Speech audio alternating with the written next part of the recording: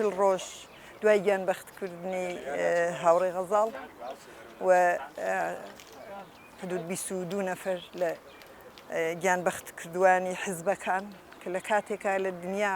ئاتەش بەس حتا لە زۆربەی شەڕەکانە کە نسبەتی بە ئێرانەوە هەیە ئێران لەگەڵ کووردا هیچ وەخت ئاتەش بەسی نەبووە هەموو کات لە شەڕا بووە لێی چون دژە کووردە بۆشی گرنگ نییە کە لە کام منتقەی کوردستانە بێ کام بەشی کوردستانە بێ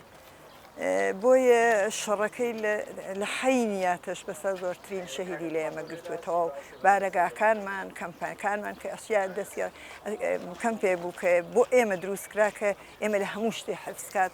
حفزی نەکرد هاوڕێی غەزاڵ دەقیقەن لە جێگەیەکە گیانی بەخت کرد کە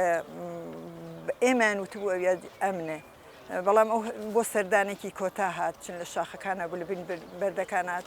حەزی کرد بێ تۆزێ نزافەت خۆی کات و بڕواتەوە بەداخەوە هەرە ڕۆژە دای لە دەقیقەن دای لە ماڵەکەی ئەو و ئەمە نیشانەدا کە ئەوان لە کوردە ترسن تەنانەت لە هیچ دوشمنێ وەک کورد ناترسن چون لەوەیە ترسن کە ئەگەر لە شەڕەکە ئاتەش بەس بێ هەر گونە شتێک بێ کە ئەگەر حکوومەتی جمهوری ئیسلامی بمێنێت ناتوانێت لەگەڵ دشمنێک کوردستانە خۆی بسازێن یەکەم لەگەڵ ژنا دشمنە دووهەم لەگەڵ کووردا دشمنە ناتوانێت تەحمڵیکە هیچ وەخت بە ئاتەش بەس ناگا لەگەڵ کووردا ئەبێنێ دەرمەچینە بەس بۆ ئیشی هینە باشە بۆی هەڵوێست